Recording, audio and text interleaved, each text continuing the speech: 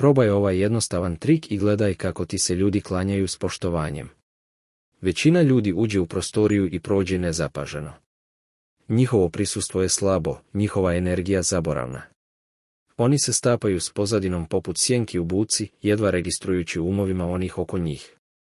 Oni govore, ali njihove riječi nemaju težinu. Oni djeluju, ali njihovim postupcima nedostaje uticaj. Oni postoje, ali ne komanduju. Ali onda postoje oni koji uđu i cijela prostorija se pomjeri. Oči se zaključaju na njih. Razgovori zastanu. Čak i oni koji ih ne poznaju mogu ih osjetiti. To je neizrečena sila, magnetno prisustvo koje zahtijeva pažnju. Nije to arogancija, nije agresija, samo sirova neporeciva moć. Poštovanje se daje prije nego što se izgovori i jedna riječ. Koja je razlika? Jedan jednostavan potez. Uradi ovo jednom i gledaj kako te ljudi drugačije tretiraju zauvijek. Evo surove istine, društvo poštuje snagu, ne slabost. Niko ne poštuje slabe. Društvo funkcioniše na tihim hijerarhijama, dominaciji, podređenosti, vojstvu i sljedbeništvu. Većina ljudi ne shvata da ih stalno odmjeravaju, stavljaju u nevidljive kategorije u roku od nekoliko sekundi. Dešava se na poslovnim sastancima. Dešava se u društvenim okruženjima. Dešava se u odnosima. Svuda. Možda misliš da te ljudi procjenjuju na osnovu onoga što govoriš, ali u stvarnosti oni procjenjuju kako to kažeš, kako se krećeš, kako se držiš. Ako pričaš prebrzo, oklijevaš ili se previše trudiš da impresioniraš, gotov si. Ljudi te podsvjesno kategorizuju kao nekoga ispod njih, a jednom kada se ta etiketa postavi, gotovo je nemoguće otresti je. Izgubio si prije nego što je razgovor i počeo. Zato neki ljudi zahtijevaju poštovanje čim uđu u prostoriju, dok se drugi bore da budu primijećeni. Nema veze sa srećom ili prirodnom harizmom. Radi se o percepciji, a percepcija je nešto što možeš kontrolisati ako razumiješ pravi tehnike. Ali šta ako ti kažem da jedna promjena u tvom govoru tijela može trenutno preokrenuti dinamiku moći? Jedan potez koji tjera ljude da te poštuju bez da kažeš jednu riječ. Tajna, moć pauze. Sposobnost kontrolisanja vremena u razgovoru. Slabi muškarci žure da popune tišinu. Oni pričaju brzo u strahu da će biti ignorisani. Oni brbljaju, nadajući se odobravanju. Njihovi glasovi se podižu na kraju rečenica, tražeći potvrdu umjesto da zahtijevaju poštovanje. Oni se previše trude i tako odaju svoju moć. Ali ljudi od moći. Oni prave pauzu. Oni puštaju tišinu da radi za njih. Oni tjeraju druge da čekaju, očekuju, poštuju. Ovo nije samo trik. To je oružje koje su lideri, direktori i muškarci visokog statusa savladali vjekovima. Razmisli o najmoćnijim muškarcima koje si vidio u istoriji, poslu ili čak u filmovima. Oni ne žure. Oni se ne vrpolje. Oni ne popunjavaju tišinu nepotrebnim riječima. Umjesto toga, oni stvaraju auru kontrole, atmosferu moći. Kada te neko nešto pita, nemoj odmah odgovoriti. Napravi pauzu. Pusti tišinu da se proteže. Neka ih učini nelagodnim. Zadrži pogled. Osjeti težinu njihovih očekivanja. Zatim govori polako, promišljeno. Gledaj kako se naginju naprijed. Gledaj kako se njihovo tijelo pomjera.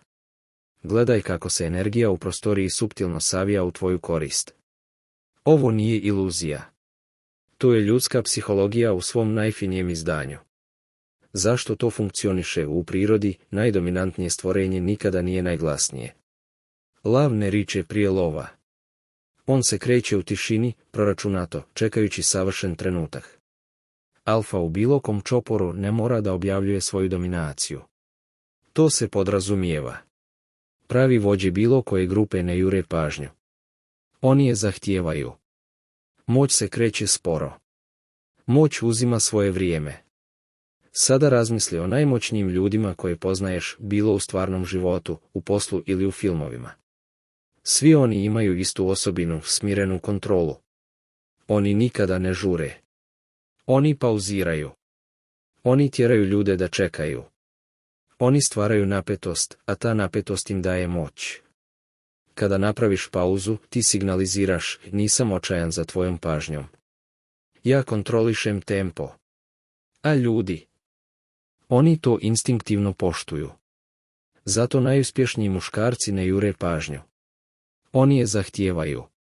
Oni postavljaju tempo i svijet slijedi. Ova tehnika nije samo psihološka. Duboko je ukorijenjena u ljudskom ponašanju. Tišina čini ljude nelagodnim. Naši mozgovi su programirani da izbjegavaju neizvjesnost, a dobro tempirana pauza stvara tu neizvjesnost. Ona prisiljava ljude da se fokusiraju na tebe, da se nagnu naprijed, da očekuju tvoje sljedeće riječi. Ljudi pripisuju veću vrijednost stvarima koje su rijetke ili teške za dobiti. Kada govoriš manje, ali s većim uticajem, tvoje riječi automatski izgledaju vrednije. Što manje tražiš odobravanje, to ti ga ljudi više daju. Većina ljudi priča brzo. Oni trče. Oni se spotiču. Oni previše dijele. Kada usporiš, ti se ističeš. Tvoje prisustvo postaje primjetnije. Tvoj glas postaje komandniji. Tvoje riječi nose veću težinu.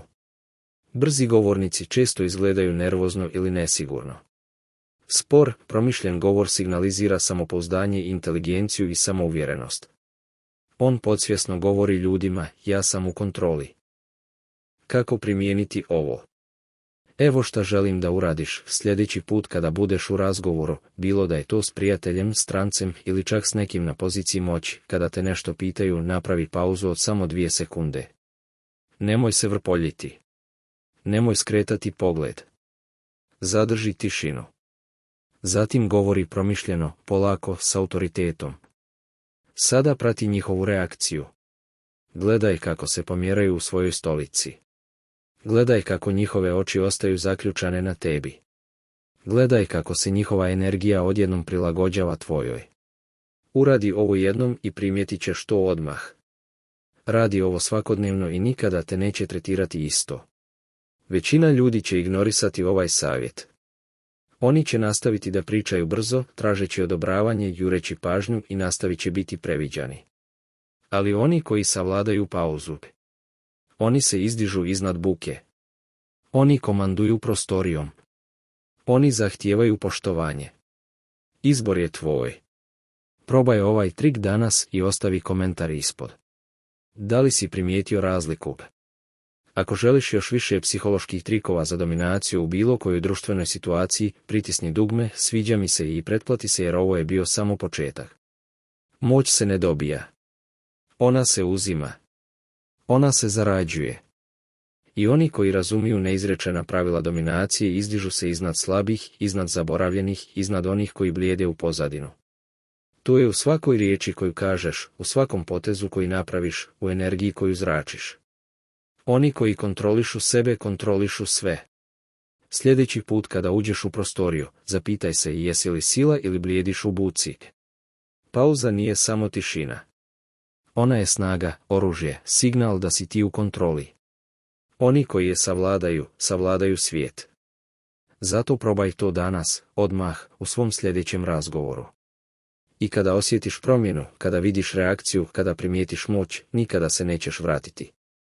Sada pažljivo slušaj, tamni mindset je pokret koji te uči da postaneš moćan. Pretplati se sada ili ostani slab zauvijek. Izbor je tvoj. I dok zatvaraš ovaj video, zapitaj se i koliko dugo već dozvolavaš drugima da te stavljaju u drugi plan. Sjutra kada budeš razgovarao sa nekim, primijeni ovu tehniku. Samo jednom. I obrati pažnju na njihovu reakciju. Ono što će se desiti promijenit će način na koji te ljudi doživljavaju zauvijek. Moć nije data. Moć se uzima. Za one koji žele da saznaju više psiholoških taktika dominacije imam poseban izazov za vas. Pritisni like u sljedećih 5 sekundi, pretplati se na kanal i uključi zvono za obavještenja. Jer ovo je bio samo početak. Pitanje je samo, da li si spreman da postaneš ona osoba koju svi primjećuju čim uđe u prostoriju.